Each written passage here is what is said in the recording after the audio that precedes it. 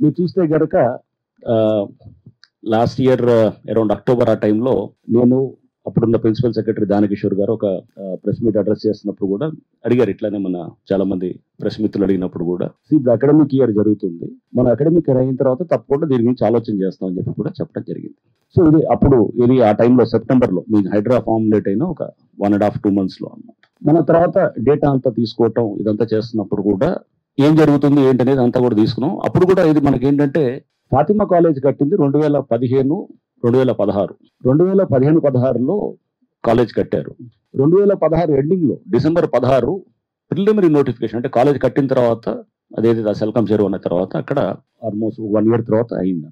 దాని చెరువు హద్దులు డిసైడ్ చేస్తూ అప్పుడు ప్రిలిమినరీ నోటిఫికేషన్ అయింది. ఈ లోపల ఈ కాలేజ్ తో పాటు పక్కన ఒక బస్తీ అంతా కూడా వచ్చింది. సో అంటే ఇదంతా కూడా దీంతో పాటు అక్కడ ఆ ప్రిలిమినరీ నోటిఫికేషన్ ఏదైతే చూపిస్తుందో దాంట్లో ఇది ఉందనం. ఫైనల్ నోటిఫికేషన్ కాలేదు. మీరు ఒక దగ్గరికి ఆగారా? ఫాతిమా కాలేజ్ ఒకదానికి ఏమైనా హెల్ప్ చేద్దామని చెప్పి అనుకునే నాతారని అనే డౌట్ నెక్స్ట్ మీరు ఆటోమేటిక్గా అడగవచ్చు. 80% చెరువులకు అసలు ప్రిలిమినరీ నోటిఫికేషన్ అయింది.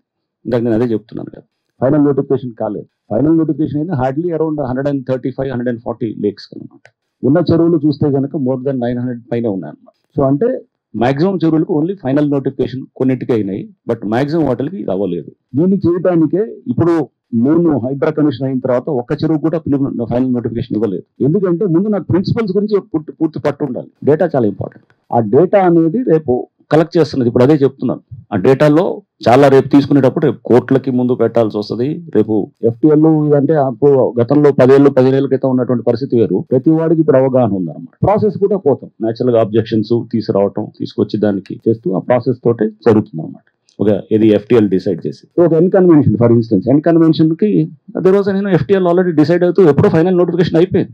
That is the reason why we have demolished it. So అప్పుడు ఫైనల్ నోటిఫికేషన్ అయింది ఎప్పుడు 2014లో అయిపోయింది. 2014-2015 ఆ టైంలోనే అయిపోయింది.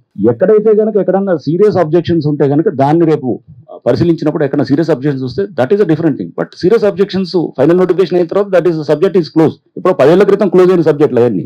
అందులో ప్రిలిమినరీ నోటిఫికేషన్ అయిన దాని మీద మేము ఇప్పుడు వీఆర్ వర్కింగ్ ఆన్ దట్. అది అంతే తప్ప కానీ చారిటీ అనేది okay, that is one angle, definite గా ఉండొచ్చేమో కానీ, బట్ ఫైనల్ గా ఈ అన్నిటికీ చట్టాలు ఉంటాయి. ఒక ఇరిగేషన్ చట్టంలో ఉంటుంది, లేకపోతే ఒక సుప్రీంకోర్టు ఇచ్చిన జడ్జిమెంట్స్ ఉన్నాయి. ఇవన్నిటికీ దీనికి అప్లై అవుతాయి తప్ప కానీ ప్రత్యేకంగా ఫాతిమా కాలేజ్కో లేకపోతే ఇంకేదో మల్లారెడ్డి కాలేజ్కో లేకపోతే పల్లారాజరెడ్డి గారి కాలేజ్కో వేరే చట్టాలు ఏమి అప్లై కావు.